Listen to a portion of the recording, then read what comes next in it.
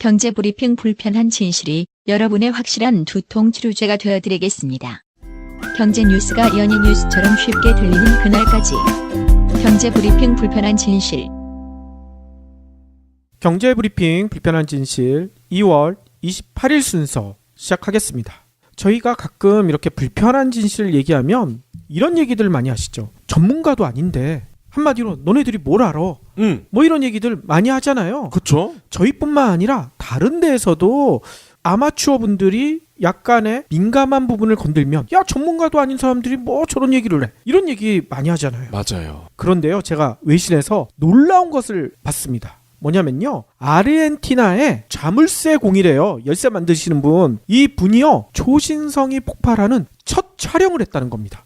이 초신성 폭발 장면을 촬영하는 것은요, 천문학계에선 이런 얘기를 한대요. 우주의 복권 당첨이다. 그만큼 힘들다는 거죠. 외신이 전한 바에 따르면요, 천체 관측이 취미였던, 그러니까 아마추어 천문가죠, 아르헨티나의 자물쇠공인 빅토르 부소란 분이요, 2016년 9월 20일 날 저녁에요, 자신의 집 옥상에서요, 구경 40cm밖에 안 되는 천체 망원경으로요, 그냥 하늘 쳐다보고 있었대요. 그런데 천체 관측 사상 처음으로요, 초신성 폭발 전후 장면을 촬영했다고 해요. 이 망원경이 녹화도 되나 보죠? 그렇죠. 요즘은 스마트폰이나 카메라 연결해가지고 바로 찍잖아요. 이야. 근데 보통 이런 장면을 찍으려면 엄청나게 큰 반사 망원경, 이런 거로나 가능할 거라고 생각을 했는데, 그렇죠. 구경 40cm면 엄청 작은 거거든요. 아니 그러면 어떤 거를 찍었길래 이러느냐? 지구로부터요 무려 6,700만 광년 떨어져 있는 은하 NGC 613 쪽이라고 하더라고요. 이쪽을 관찰하다가요, 우연히 별이 초신성으로 폭발하는 성광을 사진으로 찍었다고 합니다. 이 초신성 아시는 분들은 아시겠지만요, 이게 보통 별보다 10,000배 이상의 빛을 내는 별을 뜻하거든요.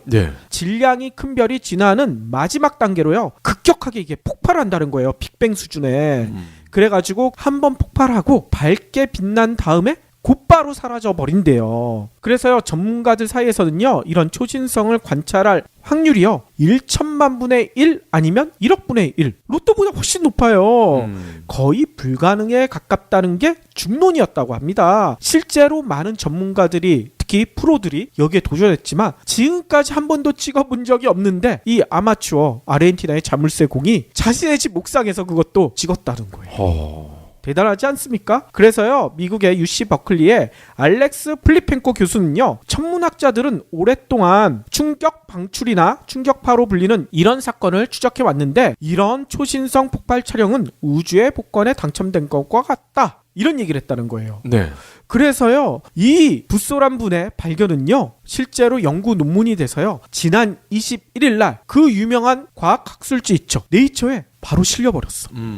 대단하지 않습니까? 이 전문가라는 거에 대해서 우리가 한번 생각해 볼 필요가 있어요. 그렇죠. 이제 전문가라는 것은 특정 영역에 대해서 깊이 아는 분 아니겠습니까? 일반인들보다 깊이 안다. 그런데 그렇기 때문에 오히려 일반인들에게 제대로 알려야 될 것을 의도적으로든 아니면 굳이 의도적이진 않았건 오히려 가릴 수도 있지 않을까. 그렇죠. 대부분의 전문가는 그렇지 않겠지만 일부 못된 마음을 가진 전문가들은요, 그거를 자기의 왕국을 만들기 위해서 오히려 가려버리잖아요.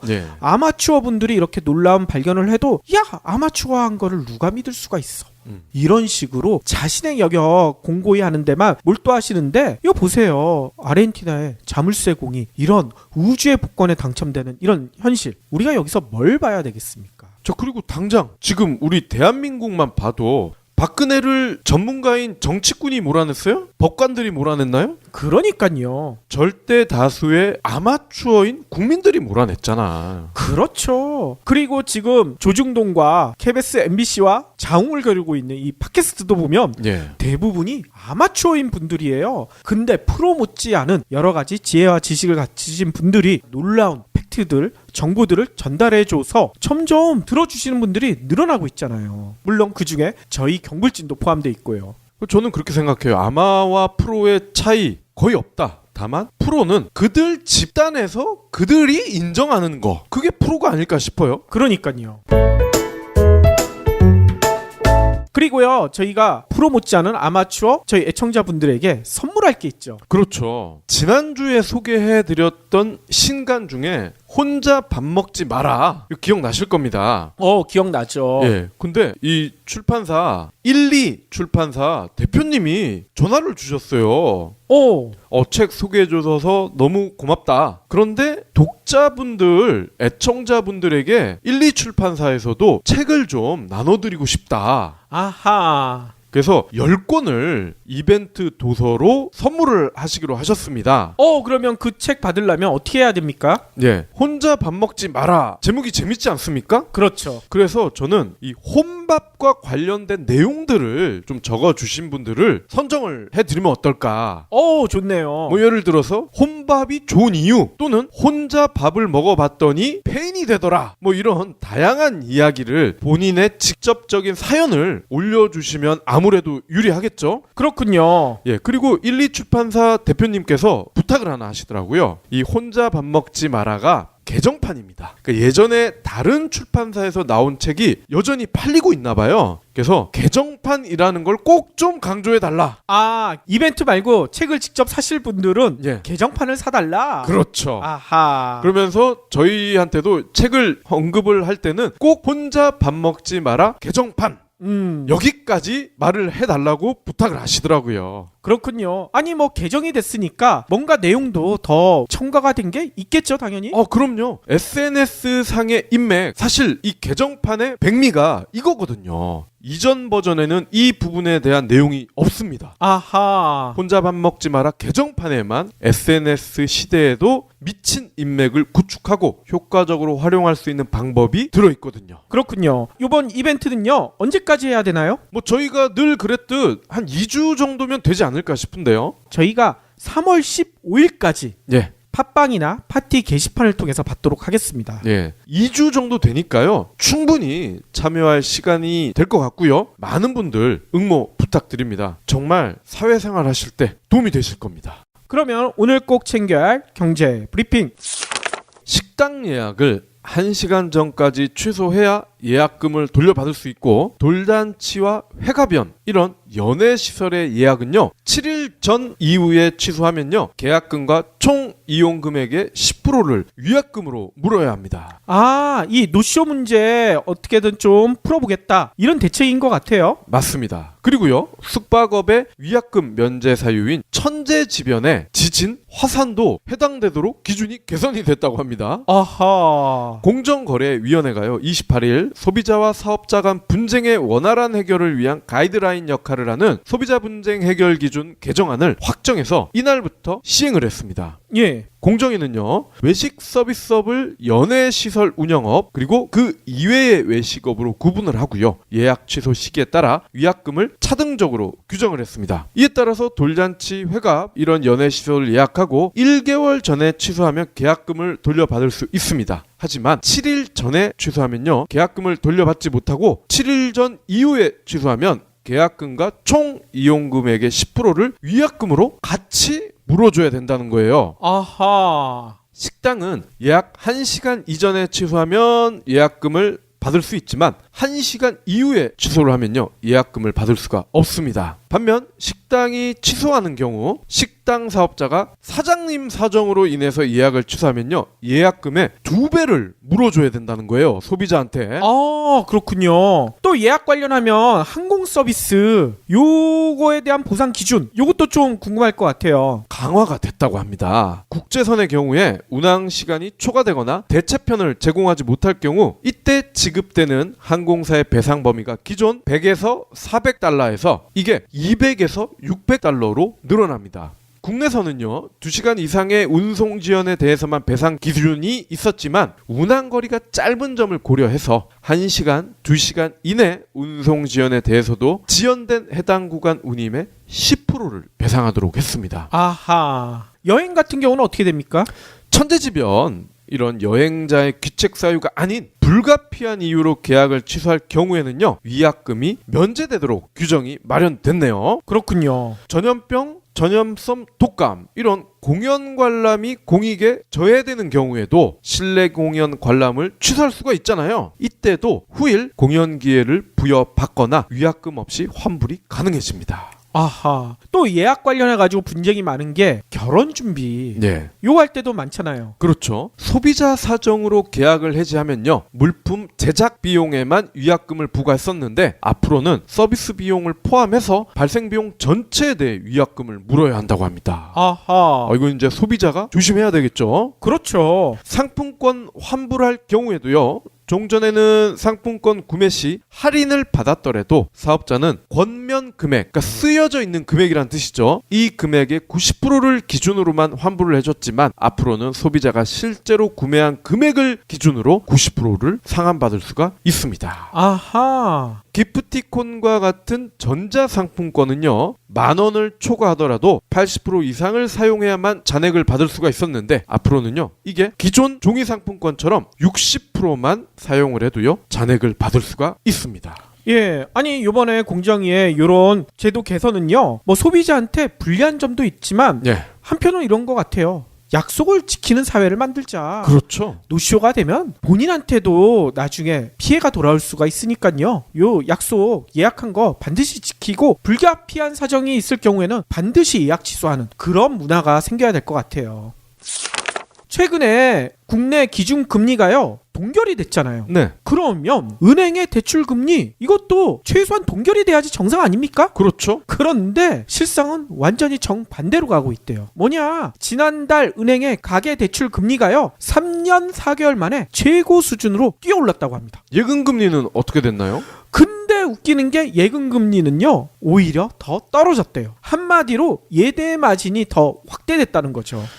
진짜 은행에 있는 사람들 언제까지 이렇게 등쳐먹는 짓만 계속할 거야. 그러니까요. 창피하지도 않나? 한국은행이 28일 날, 오늘이죠, 1월 중 금융기관 가중평균 금리 이런 자료를 발표했대요. 여기를 봤더니만요, 지난달 예금은행의 가계대출 금리는요, 연 3.71%, 전월보다 0.1%포인트가 상승했다고 합니다. 이는 아까 얘기대로요, 2014년 9월 이후 최고치라고 해요. 특히 인상되기 2달 전인 9월부터 오름세가 이어지면서요, 넉 달 새 무려 0.3%포인트가 상승됐다고 합니다. 가계대출금리가 오른 것은요, 지표로 활용되는 장기시장 금리가 지속적으로 오른 영향이 있다, 뭐 은행들은 이렇게 해명을 하고 있대요. 실제로요, 은행채 AAA 5년물 금리 같은 경우에는요, 지난해 12월엔 2.53%였는데요 지난달에는 0.14%포인트가 올라서 2.67%가 됐대요. 이에 따라 주택담보대출금리, 이런 집단대출금리, 보증대출금리 줄줄이 올릴 수밖에 없었다, 이런 해명을 내놓고 있다는 거죠. 실제로요, 주택담보대출 금리는요, 전월보다 0.05%포인트가 올라서요, 연 3.47%가 됐다고 해요. 전세보증금 대출 등 보증대출 금리도요, 3.26%로요, 0.13%포인트나 급등했다고 합니다. 그런데 아까도 잠깐 얘기 드렸지만 예금금리는 하락하면서 엇갈린 모습을 보여줬다고 하는데요. 저축성 수신금리는요, 1.8%, 전월보다 0.01%포인트가 떨어졌다고 합니다. 특히나 이거는요, 지난해 9월부터 석 달 연속 오르다가 이번에 하락 전환한 거래요. 너무나 웃기지 않습니까? 이참에 재미 좀 많이 보자, 그거죠. 그렇죠. 실제로요, 은행의 수익 중에 국내 은행들은 예대 마진으로 수익을 많이 올려가지고 욕을 많이 듣고 있잖아요. 네. 그럼 예대 마진을 줄일 수 있는 노력을 해야 되는데 예대 마진 차가요, 0.02%포인트가 올라가지고요, 2.32까지 벌어졌다고 해요. 이는요, 2014년 11월 이후 3년 2개월 만에 가장 컸다고 합니다. 그만큼 은행들이 돈 놓고 돈 먹기, 장사를 더 열심히 하고 있다는 얘기인 거죠. 매번 하는 얘기지만 은행이 이렇게 나오면 사채업자와 다를 게 뭐가 있어요. 그러니까요. 금액만 다른 거지. 그리고 저희가 예전에도 한번 방송을 했던 기억이 나는데, 이슬람권에 있는 은행들 돈 어떻게 법니까? 이들은 프로젝트를 딱 심사를 해서 거기에 투자를 하잖아요. 그렇죠. 그 투자 수익으로 은행을 빵빵하게 이렇게 굴려가는데, 우리나라의 이 능력 없는 은행들은 고작 한다는 게 서민 등골 빨아먹는 거. 그러니까요. 그래서 네티즌들도 이렇게 얘기하고 있어요. 이참에 아예 은행들 다 없애버려라. 세금 낭비다. 그러면서 직원들 뽑을 때 비리나 저지르고, 지들 돈이면 말도 안 해. IMF 때 다 망했다가 국민의 혈세로 다 떼빵한 거 아니에요, 지금 은행들. 그러니까요. 이거는 기르던 개가 주인을 물어 죽인 거야, 이거는. 다음 소식입니다. 수도권의 아파트 입주 물량 증가로요. 전셋값이 많이 떨어졌다고 하네요. 오, 그래요? 28일 한국감정원의 주간 아파트값 동향에 따르면요. 26일 조사 기준 수도권 아파트 전세가가 지난주 대비 0.06% 내렸습니다. 지난주 마이너스 0.02%로 전주 대비 낙폭이 다소 줄어드는 듯 했지만 이번 주 들어 하락폭이 다시 커진 거죠. 그러면 서울은 어떤가요? 서울은요 마이너스 0.02%로 지난주에 이어 2주 연속 떨어졌고요. 특히 강남권 여기에 약세가 두드러졌는데 서초가 지난주 대비 0.3, 강남이 0.16, 송파, 강동은 각각 0.13% 내렸습니다. 아니 이렇게 전세가가 내리는 이유가 뭘까요? 갭 투자들이 내놓고 있는 전세 물건이 많이 늘어났대요. 아하. 그리고 수도권 신도시 여기에 새 아파트들이 많이 입주를 하고 있죠. 겨울방학 수요도 마감이 됐고요. 재건축 이주 시기 조정에 따른 수요 감소 이러한 복합적인 이유들이 작용을 했다는 거죠. 특히 서초구는 재건축을 추진 중인 오래된 아파트 단지가 많아서 이들 단지를 중심으로 전셋값이 약세입니다. 경기 지역 전셋값은요 마이너스 0.09%인데 지난주 마이너스 0.03%보다 3배가 커졌어요. 오호. 분당 전셋값이요 이번 주 조사에서 0.43 떨어졌고요. 일산 동구가 0.13, 광명이 0.21% 내려갔고요. 새 아파트 입주가 몰리고 있는 평택, 화성 등지도요 역시 마이너스 행진을 이어가고 있습니다. 아니 박 PD가 곧 전세 재계약해야 되잖아요. 네. 박 PD네 동네는 좀 내리지 않을까요? 근데 웃긴 게 참 가관입니다. 분명히 이렇게 공식적인 기관에서 전셋값이 떨어지고 있다 발표를 하고 있는데도 인근 부동산 업자들이 짜고서 가격을 내리질 않아. 아이고. 물론 그 가격 보고서 계약을 하면 어느 정도 딜이 되겠죠. 하지만 내린 가격에서 딜을 하는 것과 뻥 튀겨놓은 가격에서 딜을 하는 거 결과물은 차이가 크겠죠. 그러니까요.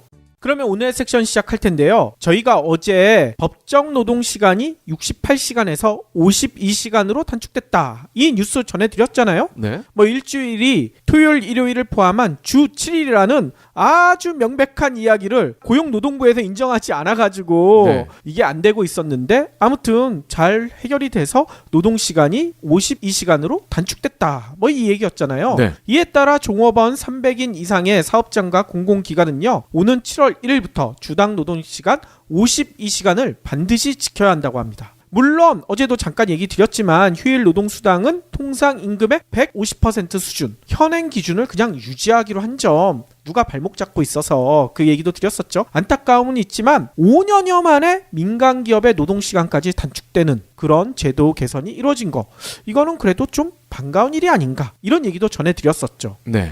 그런데 이 소식이 전해지자마자 많은 보수 언론들이 난리가 났어요. 뭐라고 난리가 났느냐? 중앙일보 영세기업 외면한 노동시간 단축 땜질 보완책 우려된다. 서울경제 근로시간 줄이면서 생산성 향상 논의는 왜 없나? 한국경제 디테일 무시한 획일주의에 경제 곳곳이 멍든다. 뉴시스 근로시간 단축에 중소기업 한숨 기회만 되면 정리할 생각. 이게 뭐겠습니까?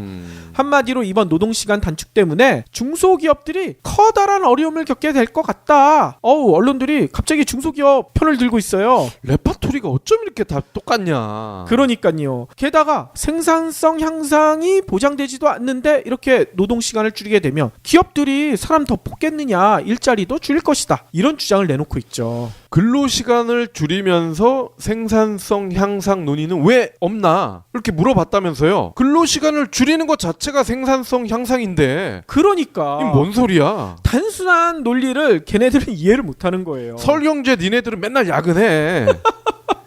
야간 당직 맨날 쓰고 그러니까 전원이 국당해라. 맞아요. 근데 저는 가장 놀라운 게 이거였습니다. 이데일리 등 여러 언론들이 요 얘기를 전했는데요. 중소기업 중앙회의 자료를 인용해서요. 독일이 노동시간을 5시간 줄이는데 무려 29년이 걸렸고 프랑스가 4시간 줄이는데 16년이 걸렸고 일본마저 4시간을 줄이는데 28년이 걸렸는데 문재인 정부는 무려 16시간이나 줄이는 것을 4년 만에 끝내려고 한다. 이런 비판을 하더라고요. 어제 2022년까지 노동시간 단축을 추진하겠다 얘기를 했잖아요. 이게 너무 성급하니까 부작용만 양상할 것이다. 이런 주장을 내놓고 있어요. 들어보면 그냥 그럴싸해 보이죠? 근데 중소기업 중앙회 자료를 실제로 보면요, 진짜 실소를 금할 수가 없어요. 이유가 뭐냐? 중소기업 중앙회 자료에 독일, 프랑스, 일본과 우리나라를 비교했잖아요. 이 노동시간 자료가 정말 어처구니가 없더라고요. 일단 일본의 경우 4시간 줄이는데 8년이라고 했잖아요. 근데 일본이 이렇게 4시간 줄이는 8년이 언제부터 언제까지냐? 1991년에서 99년까지 추진됐다고 해요. 그런데 4시간을 줄였다고 했잖아요. 그러면 줄이기 전인 1991년의 노동시간이 얼마일까요? 우리나라는 현재 68시간에서 52시간을 줄이고 있어요. 네. 일본은? 뭐 40대 아닐까요? 일본이요? 우리나라 못지않은 일벌레로 유명한 나라잖아요. 근데 1991년에도요, 공식적인 노동시간이요 44시간이에요. 그럴 줄 알았어요. 근데 이를 8년에 걸쳐서 99년까지 40시간으로 줄였다고 합니다. 우리나라 아까도 얘기했지만 현재 68시간을 2022년까지 52시간으로 줄인다는 방안이에요. 너무나 차이가 극명하지 않습니까? 그러네요. 그럼 프랑스는 어떨까요? 프랑스도요 16년 걸쳐서 4시간을 줄였다고 했는데 이 기간이 1982년부터 1998년까지예요. 근데 1982년에 프랑스의 공식적인 노동시간이 얼마였냐? 39시간이에요. 근데 1998년에 이것도 너무 길다. 35시간으로 줄였다고 합니다. 이거를 우리나라랑 비교를 한 거야. 독일은 어떨까요? 독일은요 1966년에서 1995년까지 29년간에 걸쳐서 5시간을 줄였다고 하는데 1966년에 공식 노동시간은 40시간, 1995년은 35시간. 진짜 헛웃음 나오지 않습니까? 요런 얘기는 절대 안 하잖아요, 걔들은. 그러니까요. 아니 어떻게 40시간대에서 35시간으로 이렇게 줄이는 거랑 68시간에서 52시간으로 줄이는 거랑 동등하게 놓고 비교를 하는 이런 깜찍한 생각을 했을까요? 초등학교 다닐 때 산수 시간에 다들 졸았어. 그러니까 이런 말도 안 되는 짓거리를 하죠. 아니면 정말 국민들은 요 제목만 보고 야 이거 다 믿을 거야. 개 돼지로 보고 이런 자료를 인용하지 않나 이런 의심도 들고요.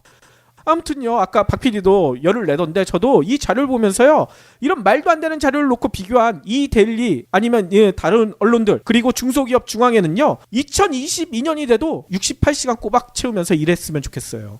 이왕 하는 거 100시간 채워버려. 뭘 68시간 만에. 그렇게 오래 일하는 게 좋은데. 그러니까요. 이거 말도 안 되지 않습니까? 이런 자료를 가지고 언론에서 보도를 하고 있고 중소기업 중앙회는 자료를 만들고 있고. 노동시간 단축에 대해 수구 보수 언론과 재계가 짝짝꿍이 돼서 앞으로 이런 말도 안 되는 공격 지속할 것 같은데요. 저는 이런 공격을 하는 수구 보수 언론과 재계에게 묻고 싶어요. 당신들은 걸핏하면 글로벌 스탠다드 이거 강조하잖아요. 네. 노동시간과 관련된 글로벌 스탠다드 도대체 뭡니까? 이걸 물어보고 싶어요. 쉽게 얘기하면 수구 보수 언론들과 재계들이 그렇게 떠받드는 선진국에서는 노동시간에 대해서 어떻게 하고 있느냐 이 얘기인 거죠. 혹시 이쪽에서 난 그거 잘 모르는데? 이렇게 잡아댈 것 같아서요. 외신들이 보도했던 노동시간과 관련된 선진국들의 사례 이거를 한번 지금부터 살펴볼까 합니다. 얘들이 얘기하는 글로벌 스탠다드는 지들한테 도움되는 것만. 그렇죠. 손해되는 건 글로벌 스탠다드가 아니야. 일단 재미난 게 있어요. 최근에 AP 등 외신들이요 1,000억 달러 상당 자산을 관리하는 뉴질랜드 최대 신탁회사가 있대요. 페페추얼 가디언이라는 회사가 있거든요. 요 사례를 일제히 전하고 있더라고요. 아니 왜 전하나 봤더니만요 이 회사가요 다음 달부터 그러니까 내일부터죠 6주 동안 주 4일 근무 제도를 시험적으로 운영하겠다 이렇게 밝혔다고 합니다. 아니 근데 주 4일 제도 하다못해 경불진에서도 하고 있는 건데 도대체 이게 뭐 대단한 이야기라고 외신들이 여기에 주목하고 있을까요? 내용을 보니까요 이 회사의 주 4일제는요 이 주 4일제를 한다고 해서 일일 근무 시간을 늘리거나 그래서 시간을 맞춰놓거나 아니면 봉급을 줄이거나 이렇게 하지 않는 게 원칙이라고 해요. 주 4일제를 한다고 하면 몇몇 기업들은 이런 꼼수를 쓰죠. 하루 근로 시간을 8시간이 아니라 10시간으로 늘려. 그래서 시간을 맞춰. 아니면 월급을 깎아버려. 이런 꼼수를 쓰는 데들이 꽤 있는데 여기는 그런 꼼수를 쓰지 않겠다. 아예 선언을 하고 한다는 거예요. 혹시나 요럴 의도를 가진 CEO들이 있다면은 그렇게 만약에 하게 되면요, 노동자들도 꼼수를 씁니다. 그렇죠. 제대로 일 안 하지. 작용과 반작용은 이 자연의 법칙이에요. 그러니까요. 아무튼요, 이 페페추얼 가디언은요, 이 자산 관리 규모가 엄청 크잖아요. 16개 사무소에 200여 명의 직원들이 근무를 하고 있는데요. 이 직원들한테 모두 이 실험을 적용할 방침이라고 하고요. 이게 제대로 운영된다 판단이 오면 7월 1일부터는 이거 앞으로 연속적으로 쭉 회사가 망할 때까지 쭉 하겠다고 계획을 밝혔다고 해요. 네. 아니 그런데 이게 좀 궁금하시죠? 아니 이 회사는 갑자기 이 제도를 왜 도입하려고 할까? 도대체 의도가 뭘까? 앤드류 반스 대표란 분이 언론에 이렇게 얘기를 했어요. 이번 주 4일 근무제의 목표는 결국 직원들이 지금보다 더 많은 시간을 회사가 아니라 가족과 보낼 수 있도록 하자는데 있다. 이런 얘기를 했다는 거예요. 회사가 아니라 가족들과 더 많이 보낼 수 있도록 주 4일제를 한다는 거예요. 우리는 직원들이 직장에 있을 때는 물론 가정에서도 가능한 한 최선을 다할 수 있게 되길 바란다. 직원을 믿기 때문에 이거를 시행한다. 이렇게 얘기한다는 거죠. 아니 이 얘기를 하면 수구보수나 국내 재계에선 이런 얘기 할 거예요. 아니 가정에서 더 많은 시간을 보내고 근무 시간도 짧고 그러면 생산성이 엄청나게 하락할 텐데 이거 어떻게 할 거냐? 반스 대표가 이거에 대해서 이런 얘기를 했습니다. 노동시간을 줄일수록 동기부여와 업무 몰입도 증진으로 이어진다는 것을 확신을 갖고 있다. 그래서 주 4일제 도입도 결심하게 됐다. 이런 얘기를 했다는 거예요. 게다가 이번 실험에 대해서 아까 얘기했잖아요. 성공적이라고 판단되면 7월 1일부터 쭉 한다는 거. 이 성공적이라는 판단의 기준은 단순히 매출이나 수익 증대가 아니라 직원들의 행복과 생산성 증대에 있다고 본다. 이렇기 때문에 나는 이게 성공할 것이라고 확신한다. 이런 얘기를 했다는 거죠. 물론 이 단기적으로는 직원들의 행복과 생산성 여기에 이제 초점이 맞춰지겠지만 이게 계속 유지가 되면요 매출도 올라갈 수밖에 없어요. 저도 그렇게 믿어요. 그래서요 이 소식이 전해지니까 직원들이 어떻게 했겠습니까? 직원들도요 이런 반응을 보였대요. 눈물이 날 정도로 너무나 기쁘다. 특히 이런 얘기를 했다는 거죠. 싱글맘 직원은요 노동시간이 줄어드는데 월급은 그대로 받게 되니까 모기지 있잖아요. 주택담보대출. 이 상황 걱정 없이 어린 아들과 하루를 더 보낼 수 있게 돼서 너무나 기쁘다. 그러면서 대표를 붙잡고 울었다는 거예요. 네, 이렇게 기뻐하는 노동자가 다른 회사 가겠습니까? 그러니까요. 이탈률이 줄어들면 그거 자체가 회사가 돈 버는 거 아니에요? 맞아요. 그렇기 때문에 이 반스 대표는요 이번 실험 나는 100% 성공이라고 낙관하고 있다. 언론 인터뷰에서 이렇게 밝히고 있다는 거죠. 아니 국내 수구보수와 재계에는 보통 이런 얘기하죠. 노동시간 줄이는 거 어차피 문재인 정부에서 계속 얘기하니까 그래 줄이는 건 우리도 인정해. 대신 그러면 월급 깎아야지. 이런 얘기 하잖아요. 네. 근데 이 반스 대표의 실험 이거에 대해서 어떤 평가를 내릴까? 진짜 궁금해요. 그리고 이번 실험이 반드시 성공할 것이라고 믿고 있고요. 또 응원도 보낼까 합니다. 이건 안 봐도 비디오예요. 뉴질랜드 한번 갔다 오고 싶어요. 무조건 성공할 수밖에 없어요. 더 놀라운 뉴스도 있습니다. 앞서 수구보수 언론들이 이런 얘기했다고 했잖아요. 29년간에 걸쳐서 노동시간을 5시간으로 줄였다. 독일이 그랬다고 얘기했죠. 근데 독일에서 더 놀라운 일이 최근에 벌어졌어요. 독일 최대 규모의 금속노조가 있는데 여기에서 주간 노동시간을 기존의 35시간 이것도 너무 길대 28시간으로 줄이기로 회사 측과 합의를 했다고 합니다. 이것도 이달 초에. 그래서요 아까 얘기대로 1995년에 35시간으로 줄어든 노동시간이 다시 7시간이 또 줄어들었어. 28시간이 된 거죠. 재미난 것은요 노조는 당초 최소 6% 이상 임금 인상해달라 이렇게 요구를 했는데 28시간 단축노동 사측에서 합의를 해주니까요 그러면 임금 인상폭 좀 줄이겠다. 4.3% 인상을 수용했다는 거예요. 이게 뭐겠습니까? 임금 인상보다는 노동시간 단축이 훨씬 더 마음에 든다. 이걸 선택했다는 거죠. 왜 이런 일이 벌어졌느냐? 독일 노동계는요 몇 년 전부터 이런 요구를 했다는 거예요. 어린이나 노부모, 아픈 가족 이런 사람들을 꼭 돌봐야 하는 노동자들이 있을 거 아닙니까? 이런 분들 노동시간 더 줄여야 된다 이렇게 요구를 했다는 거예요. 그리고 올해 협상에서도 이게 핵심 쟁점이었다고 합니다. 그런데 이게 사측과 합의가 됐다는 거예요.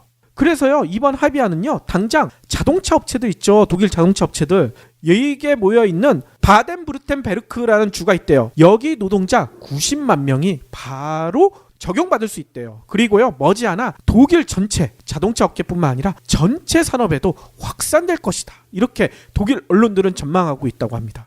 가뜩이나 우리나라에 비해서는 노동시간이 적은데 더 줄어든다고 하니까 너무 부럽네요. 그러니까요. 그리고 독일 언론들은 이런 평가도 내놓고 있어요. 이번 합의가요 일과 삶의 균형을 중시하는 젊은 노동자들의 요구를 반영한 결과다. 돈보다 시간이 더 소중하다는 새로운 시대의 가치관을 보여줬다. 이런 분석을 내놓고 있다는 거예요. 아니 근데 이런 생각 드시죠? 이런 가치관의 변화가 독일의 젊은 노동자들만의 일일까요? 우리나라 대한민국 젊은 노동자들도 임금보다는 저녁을 원한다. 이런 조사가 쏟아지고 있잖아요. 네. 자, 그리고 지금 독일 얘기를 하시는데 독일 차를 한번 생각해 보자고요. 그리고 우리의 현대차를 생각해 보자고요. 그렇죠. 노동 시간이 훨씬 긴 현대차의 상품성이 좋나요? 노동 시간이 훨씬 짧은 독일차의 상품성이 좋나요? 그러니까요. 누구나 아는 사실 아닙니까? 맞아요. 이거는 전문가가 아닌 사람이 봐도 인정할 수가 있는 결과 아닙니까? 네. 직원이 행복해지니까 상품의 질은 따라가지 않습니까? 그렇죠. 또 다른 사례도 있습니다. 인정 못하겠다 나올 수구보수 쪽에 분들이 계실 것 같아서 또 다른 사례도 가지고 왔는데요. 우리와 같은 일벌레인 줄 알았던 일본, 아까도 좀 놀라시지 않으셨어요? 1999년에 벌써 40시간 근무제래요. 우리보다 훨씬 앞서 나가고 있는 거 아닙니까? 근데 일본은요 요 40시간 근무제 더 줄이고 싶은데 요 줄이기 전에 다른 방안을 추진하고 있대요. 뭐냐? 이 근무 시간뿐만 아니라 출퇴근 시간 때문에 고생하는 스트레스 받는 노동자들 너무나 많잖아요. 그래서 일본은요 최근 출퇴근 시간을 단축하려는 노력이 한창이라고 해요. 예전에 한창 도입됐던 재택근무제와는 또 다른 시도라고 합니다. 이걸 어떻게 단축을 시킵니까? 지난 22일 날 니온 게이자이 신문이요 재미난 보도를 했어요. 일본 편의점 업계 1위 세븐일레븐을 운영하는 세븐아이 홀딩스란 기업이 있잖아요. 여기가요 다음 달, 그러니까 내일부터죠. 내일부터 그룹사 전체 노동자의 30%에 육박하는 10,000명을 대상으로요 재미난 제도를 적용한대요. 그 제도가 뭐냐? 시차 출근제. 배구의 시간체 공격이랑 비슷해요. 차가 막히는 시간을 피할 수 있게끔. 그렇죠. 그래서 노동자들이 어떻게 되느냐? 오전 8시, 오전 9시, 오전 10시. 이 가운데 하나를 자기가 원하는 거를 상황에 맞춰서 선택을 해가지고요 그 시간에 출근하면 되는 거예요. 다들 10시로 할 것 같은데요? 뭐 그럴 수도 있겠죠. 다만 하루 근무 시간은요 7시간 45분 종전과 변함이 없대요. 근데 여기에서도 깜짝 놀라죠. 우리는 8시간인데 여기는 15분이 짧아 7시간 45분이래요. 아니 근데 시차 근무제 어떤 효과가 있을까 이런 생각도 드실 텐데요. 복잡한 전철이나 버스, 도로 혼잡 이거를 피할 수가 있지 않겠습니까? 출퇴근 시간을 줄일 수가 있다는 거죠. 실제로 세븐일레븐은요 요걸 하기 전에 미리 실험을 해봤대요. 지난해 1600명의 노동자를 대상으로요 시차 출근제를 사전 운영해 봤는데 놀라운 결과가 나왔다는 거죠. 출퇴근 시간이요 종전보다 20에서 30%가량 감소한 걸로 나타났다는 거야. 분산이 되니까 아무래도 몰리는 시간에 덜 몰리게 될 거 아닙니까? 그렇죠. 게다가 이 출퇴근 시간에 줄어드는 그 이점뿐만 아니라요 이른 아침이나 저녁 때 불필요하게 회의하는 사람들 많잖아요. 이 회의가 거의 없어졌고요 생산성도 높아졌다고 합니다. 이런 보너스가 있다는 거예요. 맞아요. 8시, 9시까지 꼭 출근을 해야 되는 회사, 거기에 다니시는 분들, 특히 전철 1호선, 2호선 타야 되는 분들, 이분들은 아마 월요일 하루 출퇴근하고 나면 힘이 쫙 빠질 거야. 그러니까요. 그럼 화요일부터 생산성이 나오겠어요? 그렇죠. 회사에서 꼬박꼬박 졸게 되는 이유가 이 이유도 많거든요. 아니 그러면 이건 세븐일레븐만의 특별한 사례가 아니냐? 그렇지가 않다고 니온 기자에는 전하고 있습니다. 벌써요 일본 정부와 도쿄도 이런 지자체는요 이런 시차 근무제 확산에 힘을 쏟고 있대요. 그래서요 도쿄도 내 기업 가운데 올해 이 시차 근무제를 도입하겠다 예고를 한 기업이요 무려 1000개사에 달한대요. 엄청나게 많죠. 아니 우리나라가요, 여러분들 알고 계셨는지 모르겠지만요, OECD에서 1위 하는 게 상당히 많잖아요. 네. 출퇴근 시간도 제가 자료를 찾아봤더니 1위더라고요. 우리나라 노동자들의 평균 출퇴근 시간이요 101.1분, 1시간이 넘어가죠. 1시간 40분 정도 된다는 얘기잖아요. 그렇죠. 이게 OECD 1위라고 합니다. 아니 대한민국에서 이 시차 근무제 빨리 도입해야 되지 않을까요? 매일 이 1시간 40분만큼 늙어가는 거 아니야. 그러니까요. 또 재미난 게 1번 사례가 더 있는데요. 여러분들 여기 맥주 좋아하시는 분들이 꽤 계시죠? 맥주 회사 기린. 네. 이 기린은요 인터벌 제도라는 것을 이달부터 2월부터 본격 도입했대요. 아니 이게 도대체 뭐냐? 퇴근부터 다음날 출근까지 최소 11시간을 강제하는 거래요. 아, 퇴근한 그 시간 그리고 그 다음날 출근하는 시간이 무조건 11시간은 돼야 된다. 그렇죠. 예를 들어 이렇게 된다는 거죠. 피치 못할 사정으로 자정 12시까지 야근하게 되면 이때 퇴근했을 거 아닙니까? 그러면 다음날 11시 이전에는 출근을 못하게 한다는 거예요. 좋네요. 혹시나 이거 회의 때문에 이거 빠질 수 없다, 11시간 이걸 채우지 못하면요, 그래서 출근하게 되면 해당일 근무 시간을 줄여준다는 거죠. 야근이 일상 다반사인 국내 기업들 이 인터벌 제도 좀 도입하면 좋을 것 같은데 도입하는 기업이 있으려나? 회식도 야근으로 쳐주나요? 그러게요. 또 재미난 보도가 있습니다. 지난해 말 영국 가디언 홈페이지를 뜨겁게 달군 사회운동가 오원 존스란 분이 쓴 칼럼이 있는데요. 제목이 너무나 멋져요. 제목이 뭐냐? 우리는 반드시 일주일에 4일만 일해야 한다. 제목이 이거예요. 주 4일째. 저희를 모델로 해서 쓴 칼럼이 아닐까 이런 생각도 드는데요. 제가 오웬 존스라는 분을 만나본 적이 없어서 아무튼요. 이 칼럼은요 34,000여회나 공유될 정도로 뜨거운 반향을 일으켰다고 해요. 아니 그러면 이 존스란 분은 어떤 근거로 주 4일째 대세론을 설파했을까요? 존스의 설명은 매우 간단해요. 우리가 주 5일 하루 8시간, 보통 오전 9시에서 오후 6시까지 이렇게 노동시간이 정해진 게 언제냐? 역사적으로 살펴보면요 1886년 5월 1일 미국 노동촌연맹이 투쟁으로 어렵게 쟁취한 게 지금까지 이어져 오고 있다는 거예요. 네. 근데 이게 벌써 130년이 지났잖아. 시대가 바뀌었는데 130년이나 오래된 옷을 아직도 우리 노동자들이 입고 있다는 거예요. 그리고 우리나라는요 토요일도 출근을 안 한 게 얼마 되지 않았어 사실. 그러니까요. 근데 아무튼 역사적으로 보면 130년 전에 만들어진 주 5일제 이거를 지키고 있는 게 시대착오적이다. 존스는 이렇게 얘기합니다. 게다가 모든 사람이 같은 시간에 일주일에 5번씩 일해야 한다는 규정, 이게 최근의 디지털 시대와 맞느냐? 당연히 맞지 않는다, 이런 얘기인 거죠. 게다가 기존 근로 기준의 잣대를 들이댈 수 없는 새로운 업무가 부지기수로 늘어나고 있는데 이 주 5일제 강제하는 게 말이 되느냐. 특히 기술의 발달로 1인당 생산성은 향상됐고 따라서 회사에 오래 앉아있는다고 해서 일을 더 많이 하는 것도 아닌데 이건 말이 안 되는 거 아니냐, 이런 주장을 한다는 겁니다. 그런데도 주 5일 하루 8시간, 오전 9시부터 오후 6시까지 이거를 너무나 철석같이 지키는 바람에 많은 국가에서 누군가는 과도한 노동으로 일과 삶의 균형이 깨지는 반면 누군가는 일자리가 없어서 허덕이는 상황, 이런 모순이 벌어지고 있다. 존스는 이렇게 지적하고 있어요. 우리나라 사례를 보면 이거 맞지 않습니까? 네. 그래서 이를 해결하기 위해서, 이런 모순을 해결하기 위해서 이 존스는요 노동시간을 과감하게 줄여야 되는데 주 4일째 근무를 해야 한다, 이렇게 주장을 합니다. 주 4일째 근무가요 실업과 불안정 고용을 줄이고 생산성을 오히려 높이고 가정생활을 향상시키고 사람들을 더 행복하게 할 수 있는 유일한 정책이다, 이렇게 강조를 하는 거죠. 아니 그러면 이 얘기하면 수구 보수 쪽에서는 막 거품 물고 얘기할 거 아닙니까? 근로시간 이거 줄어들게 되면 생산성 약화될 거고 경제 문제가 심각할 텐데 이거 어떻게 할 거냐? 이 존스란 분은요 이 근로시간과 경제성은 전혀 상관관계가 없다, 간단하게 증명을 해요. 아까 박 PD가 얘기했던 거랑 거의 비슷해요. 독일과 네덜란드는 영국보다 평균 근로시간이 적지만 경제 생산성은 훨씬 높다. 이걸 부인할 수 있느냐, 이렇게 물어본다는 거예요. 이 영국에 한국이 들어가면 더 부인할 수가 없겠죠. 그래서 존스는 이런 얘기도 해요. 우리의 삶의 많은 부분들은 다른 사람의 필요에 의해 종속되고 인간은 독립적인 개인이기보단 돈 버는 기계로 전락하고 있다. 일의 부담에서 해방될수록 새로운 경제가 오히려 건설될 것이다, 이렇게 강조한다는 겁니다. 그렇죠. 많은 사람들이 일을 덜 할수록 오히려 일자리가 늘어나요. 그렇죠.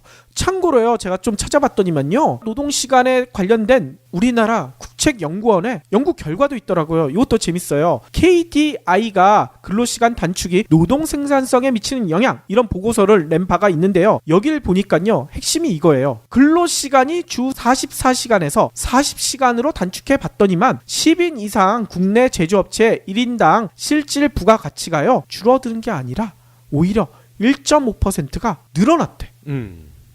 예를 들어 연 2만 달러 가치를 창출하던 근로자가요, 월요일에서 목요일까지만 일을 했더니 연 2만 300달러의 가치를 더 많이 생산했다는 거예요. 300달러 더 생산했대. 네. 아니, 이게 혹시 일부 업체들만의 특별한 상황이 아닐까요? KDI가 이런 질문이 나올 것 같아서 요런 자료도 밝혔어요. 이 분석을 어떻게 했느냐? 2000년부터 2012년까지 존속했던 국내 10인 이상 제조업체 11,692곳을 분석한 결과 이렇게 나왔다는 거예요. 오, 샘플이 워낙 많네요. 이거를 부인할 수가 있겠습니까? 또 KDI는요, OECD 회원국과 비교한 결과에서도 근로시간이 짧을수록 노동 생산성이 높아지는 경향을 발견했다. 이것도 전하고 있어요. 뭐냐? 노르웨이 같은 경우 요번에 동계올림픽에서 1위 했잖아요. 이 나라의 연평균 근로시간이요, 1424시간이래요. 독일, 덴마크에 의해서 세계에서 세 번째로 짧다고 합니다. 그런데 근로시간당 GDP가요, 78.9달러.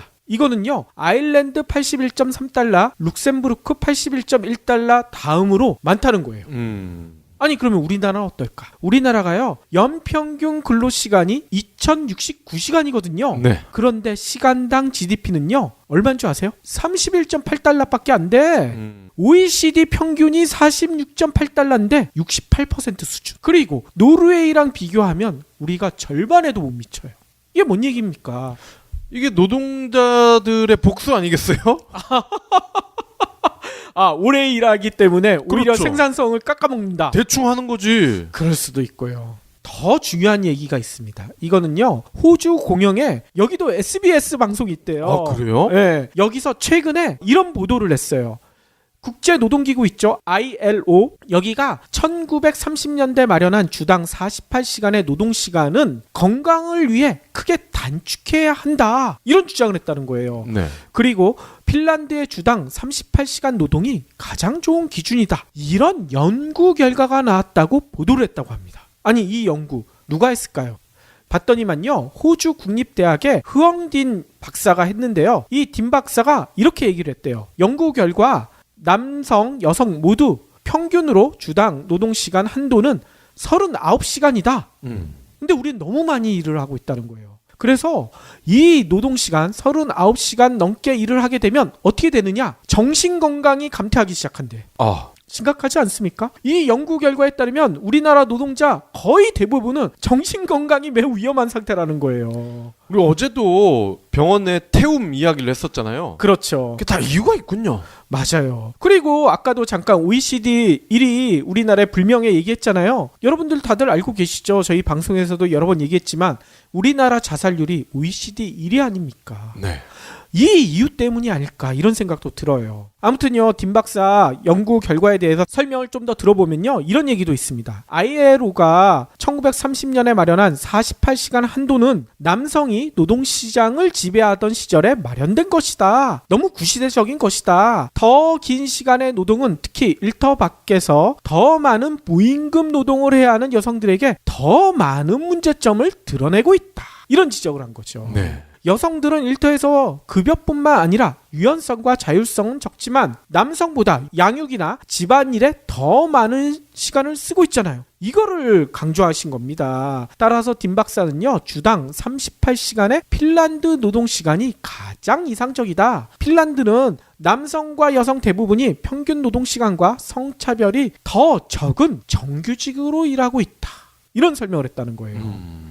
실제로 핀란드는요, 자료를 찾아봤더니만요, 주당 노동시간이 남성은 40시간, 여성은 38시간 이렇게 구분을 해놨어. 이거를 명문화하고 있다고 합니다. 아니 우리나라 지금 주당 52시간 줄이는데도 난리를 치는 이 국내 보수 언론들과 재계 김 박사의 연구 결과 보면 뭔 얘기를 할까요? 거긴 거기고 라고 하겠죠. 아무튼요, 노동시간을 줄이려는 선진국들의 이런 노력, 단순히 저희가 생각하기에는요, 경제적인 문제만은 아닌 것 같아요. 돈보다 더 중요한 건강, 특히 정신건강과 직결된다는 그 사실 연구 결과에서 나오지 않았겠습니까? 빠른 시간 내에 주 52시간, 이거 너무 많어. 이것도 선진국들처럼 주 40시간 이하로 줄여야 되지 않을까 이런 생각이 듭니다. 그렇지 않으면 자칫 대한민국이 정신병동이 될 수도 있어요. 근데 40시간으로 떨어질 수밖에 없는 게 앞으로는요, 그렇게 하지 않으면 일할 사람이 없어요. 그렇죠. 인구가 계속 줄기 때문에 더 좋은 근로 환경이 아닌 곳, 그런 회사는 안 간단 말이죠. 그렇죠. 그리고 앞서서도 얘기했지만 이렇게 줄이는 게 그 재계보수 이쪽에서 가장 강조하는 글로벌 스탠다드 아닙니까? 글로벌 스탠다드 그렇게 좋아하면 이것도 지켜야죠.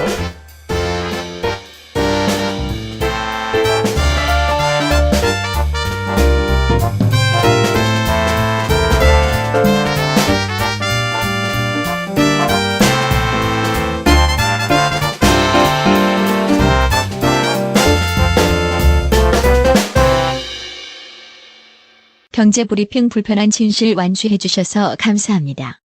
하트 2첩, 댓글 남기기, 계좌 후원 등 다양한 방법으로 힘을 보태주세요.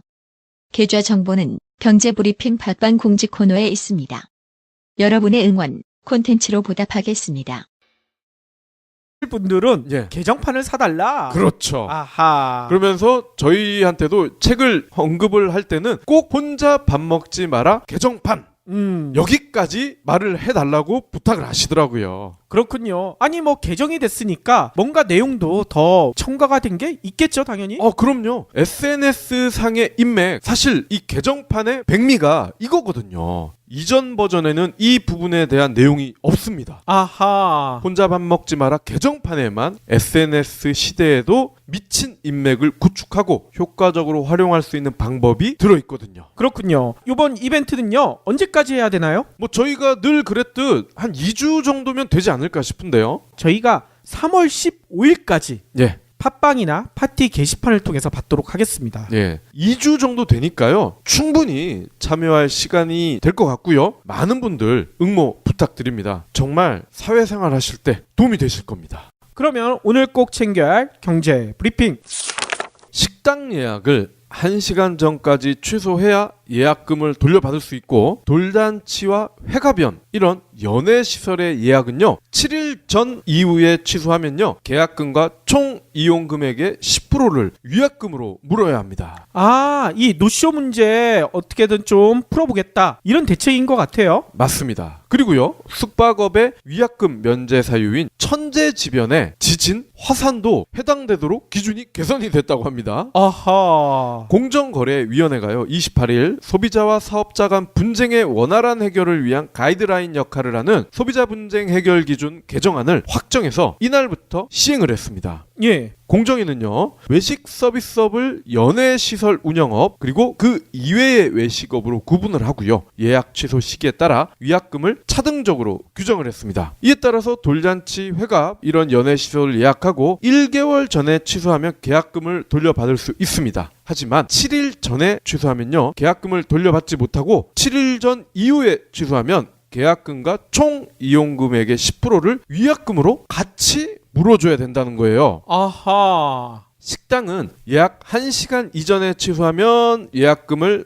받을 수 있지만 1시간 이후에 취소를 하면요 예약금을 받을 수가 없습니다. 반면 식당이 취소하는 경우 식당 사업자가 사장님 사정으로 인해서 예약을 취소하면요 예약금의 2배를 물어줘야 된다는 거예요 소비자한테.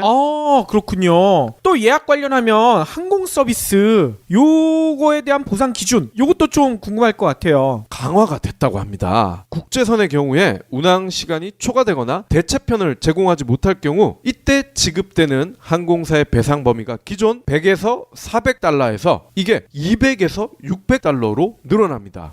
국내선은요 2시간 이상의 운송 지연에 대해서만 배상 기준이 있었지만 운항거리가 짧은 점을 고려해서 지난 21일 날 그 유명한 과학학술지 있죠. 네이처에 바로 실려버렸어. 대단하지 않습니까? 이 전문가라는 거에 대해서 우리가 한번 생각해 볼 필요가 있어요. 그렇죠. 이제 전문가라는 것은 특정 영역에 대해서 깊이 아는 분 아니겠습니까? 일반인들보다 깊이 안다. 그런데 그렇기 때문에 오히려 일반인들에게 제대로 알려야 될 것을 의도적으로든 아니면 굳이 의도적이진 않았건 오히려 가릴 수도 있지 않을까. 그렇죠. 대부분의 전문가는 그렇지 않겠지만 일부 못된 마음을 가진 전문가들은요, 그거를 자기의 왕국을 만들기 위해서 오히려 가려버리잖아요. 네. 아마추어 분들이 이렇게 놀라운 발견을 해도 야, 아마추어한 거를 누가 믿을 수가 있어. 이런 식으로 자신의 영역 공고히 하는 데만 몰두하시는데, 이거 보세요. 아르헨티나의 자물쇠 공이 이런 우주의 복권에 당첨되는 이런 현실, 우리가 여기서 뭘 봐야 되겠습니까? 저 그리고 당장 지금 우리 대한민국만 봐도 박근혜를 전문가인 정치꾼이 몰아냈어요? 법관들이 몰아냈나요? 그러니까요. 절대 다수의 아마추어인 국민들이 몰아냈잖아. 그렇죠. 그리고 지금 조중동과 KBS, MBC와 자웅을 겨루고 있는 이 팟캐스트도 보면 예. 대부분이 아마추어인 분들이에요. 근데 프로 못지 않은 여러 가지 지혜와 지식을 갖추신 분들이 놀라운 팩트들, 정보들을 전달해줘서 점점 들어주시는 분들이 늘어나고 있잖아요. 물론 그중에 저희 경불진도 포함되어 있고요. 저는 그렇게 생각해요. 아마와 프로의 차이 거의 없다. 다만 프로는 그들 집단에서 그들이 인정하는 거, 그게 프로가 아닐까 싶어요. 그러니까요. 그리고요, 저희가 프로 못지않은 아마추어 저희 애청자분들에게 선물할 게 있죠. 그렇죠. 지난주에 소개해드렸던 신간 중에 혼자 밥 먹지 마라, 이거 기억나실 겁니다. 기억나죠. 예. 근데 이 출판사 1, 2 출판사 대표님이 전화를 주셨어요. 책 소개해줘서 너무 고맙다. 그런데 독자분들, 애청자분들에게 1, 2 출판사에서도 책을 좀 나눠드리고 싶다. 아하. 그래서 10권을 이벤트 도서로 선물을 하시기로 하셨습니다. 그러면 그 책 받으려면 어떻게 해야 됩니까? 예. 혼자 밥 먹지 마라. 제목이 재밌지 않습니까? 그렇죠. 그래서 저는 이 혼밥과 관련된 내용들을 좀 적어주신 분들을 선정을 해드리면 어떨까? 좋네요. 뭐 예를 들어서 혼밥이 좋은 이유, 또는 혼자 밥을 먹어봤더니 페인이 되더라, 뭐 이런 다양한 이야기를 본인의 직접적인 사연을 올려주시면 아무래도 유리하겠죠. 그렇군요. 예, 그리고 1, 2 출판사 대표님께서 부탁을 하나 하시더라고요. 이 혼자 밥 먹지 마라가 개정판입니다. 그러니까 예전에 다른 출판사에서 나온 책이 여전히 팔리고 있나 봐요. 그래서 개정판이라는 걸 꼭 좀 강조해달라. 이벤트 말고 책을 직접 사실. 경제브리핑 불편한 진실이 여러분의 확실한 두통 치료제가 되어드리겠습니다. 경제 뉴스가 연예 뉴스처럼 쉽게 들리는 그날까지. 경제브리핑 불편한 진실. 경제브리핑 불편한 진실 2월 28일 순서 시작하겠습니다. 저희가 가끔 이렇게 불편한 진실을 얘기하면 이런 얘기들 많이 하시죠. 전문가도 아닌데 한마디로 너네들이 뭘 알아? 뭐 이런 얘기들 많이 하잖아요. 그렇죠. 저희뿐만 아니라 다른 데에서도 아마추어 분들이 약간의 민감한 부분을 건들면 야, 전문가도 아닌 사람들이 뭐 저런 얘기를 해, 이런 얘기 많이 하잖아요. 맞아요. 그런데요, 제가 외신에서 놀라운 것을 봤습니다. 뭐냐면요, 아르헨티나의 자물쇠 공이래요. 열쇠 만드시는 분. 이 분이요, 초신성이 폭발하는 첫 촬영을 했다는 겁니다. 이 초신성 폭발 장면을 촬영하는 것은요, 천문학계에선 이런 얘기를 한대요. 우주의 복권 당첨이다. 그만큼 힘들다는 거죠. 외신이 전한 바에 따르면요, 천체 관측이 취미였던, 그러니까 아마추어 천문가죠, 아르헨티나의 자물쇠공인 빅토르 부소란 분이요, 2016년 9월 20일 날 저녁에요, 자신의 집 옥상에서요, 구경 40cm밖에 안 되는 천체 망원경으로요, 그냥 하늘 쳐다보고 있었대요. 그런데 천체 관측 사상 처음으로요 초신성 폭발 전후 장면을 촬영했다고 해요. 오, 이 망원경이 녹화도 되나 보죠? 그렇죠. 요즘은 스마트폰이나 카메라 연결해가지고 바로 찍잖아요. 이야. 근데 보통 이런 장면을 찍으려면 엄청나게 큰 반사 망원경 네, 이런 거나 가능할 거라고 생각을 했는데 그렇죠. 구경 40cm면 엄청 작은 거거든요. 아니 그러면 어떤 거를 찍었길래 이러느냐? 지구로부터요 무려 6,700만 광년 떨어져 있는 은하 NGC 613 쪽이라고 하더라고요. 이쪽을 관찰하다가요 우연히 별이 초신성으로 폭발하는 성광을 사진으로 찍었다고 합니다. 이 초신성 아시는 분들은 아시겠지만요 이게 보통 별보다 10,000배 이상의 빛을 내는 별을 뜻하거든요. 네. 질량이 큰 별이 진화하는 마지막 단계로요 급격하게 이게 폭발한다는 거예요. 빅뱅 수준에.